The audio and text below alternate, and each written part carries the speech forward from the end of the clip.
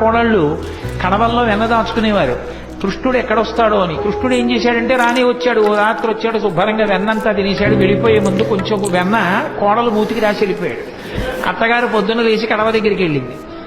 కడవలన్నీ ఖాళీ. కోడల్ని లేపడానికి వచ్చింది. మూతి మీద వెన్న ఉంది. ఆశిముత్సా రాత్రి నేను పడుకున్న తర్వాత వెన్నంతా తినేశావా అని ఆ కోడల్ని పట్టు కొట్టింది. పిల్లలకి పాలు లేకుండా చేసేశాడమ్మా. సాయంకాలం అయ్యేటప్పటికి ఎక్కడి నుంచి వచ్చాడో దూడలన్నీ వదిలేశాడు. ఆవుల దగ్గర పాలన్నీ తాగేశాయి. మా పిల్లలు ఏడుస్తున్నారని కొంతమంది గోపకాంతలు వచ్చి చెప్పారు.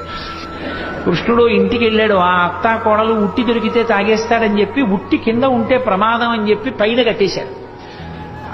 తీసుకెళ్లేదో చిక్కంలో పెట్టి పైన కట్టారు. రానే వచ్చాడు, చూశాడు. ఓహో, ఈ అత్తా కోడలు పైకి కట్టారా ఎలా అనుకున్నాడు.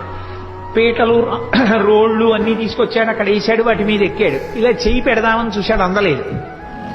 పీటలు రోళ్లు వేసుకున్న అందనంత పైకి పెట్టేశారా, వీళ్ళ పని చెప్పాలనుకున్నాడు. ఓ రాయి ఒకటి తీసి కిందకి అన్నం పెట్టాడు. చక్కగా పైనుంచి కారిపోతోంది. హాయిగా అందరూ చేరలు పట్టి తాగారు, వెళ్ళిపోయారు. ఒక చోట ఒక అత్తా కోడలు అంతకన్నా చాలా తెలివైన వాళ్ళు. ఇలా వచ్చి ఎక్కడో ఉట్టి కట్టి పెట్టినా తాగేస్తున్నాడని వాళ్ళు ఏం చేశారంటే కుండని చుట్టూ గంటలు కట్టారు. వచ్చి ముట్టుకున్నాడో గంటలు మోగుతాయి, అప్పుడు పట్టుకోవచ్చు అనుకున్నాడు. ఆయన ఏం చేశాడు, పీట వేసుకున్నాడు, రోడ్లు వేసుకున్నాడు, పిల్లల్ని ఎక్కించాడు, ఆ వీపులు ఎక్కాడు, దగ్గరికి వెళ్ళాడు. ఎలా ముట్టుకోవడం, ముట్టుకుంటే గంటలు మోగుతాయి. ఓ గంటలలారా మీరు మ్రోగకుడు అన్నాడు. అవి విన్నాయి. చక్కగా వెన్న తీశాడు, పిల్లలందరికీ పెట్టాడు. ముందు వాళ్ళకి పెడితే కానీ తను తిండవు. అందరికీ అందిందా, అందింది. ఇప్పుడు ఆఖరణ తను తీసుకుని ఇలా నోటి దగ్గర పెట్టుకున్నాడు. గంటల కనకన మోగి.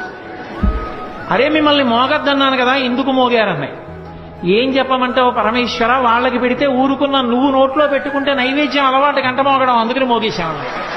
వచ్చిన పిల్లలకి అతిథులకి అన్నం పెట్టకుండా ఏమిటో బొమ్మలను అన్నీ పెట్టి నైవేద్యాలు అంటూ కూర్చుంటామేమిటి, నేనే పెద్ద పరమేశ్వరుండని చెప్పి ఆవిడ కళ్ళు మూసుకు ధ్యానం చేస్తుంటే చక్క చక్కెర పొంగలి అవి తినేసి మిగిలింది ఆ బొమ్మలకి రాహేసి వెళ్ళిపోయాడు. నాకన్నా వెళ్ళిపోవడం నీ తిన్నానులే చాలన్నాడు. ఎంతమంది ఎన్ని చాడీలు చెప్పారో. ఇన్ని చెప్తే ఆ యశోదంది, ఎందుకమ్మా అన్ని మాటలంటారు, మా పిల్లాడు ఎప్పుడు గుమ్మం దాటి వెళ్ళనివాడు అంటుంది. ఏదో ఒక గోపకాంత చాలా కాలం అయిపోయింది, ఎవరింట్లోనూ చిక్కపట్టలేదు ఈ కృష్ణుడు, వస్తున్నాడు వెన్నెత్తుకుపోతున్నాడు, ఎలా అయినా పట్టుకోవాలి. యశోద మా అబ్బాయి అలాంటి తప్పులు చేయడం మాని కదా అంటోంది.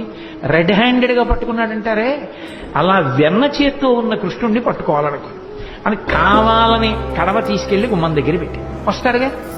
భలే దొరికారా వీళ్ళు ఎవరో అనుకుంటాడు. వస్తాడు, తను తలుపు చాటును నించింది.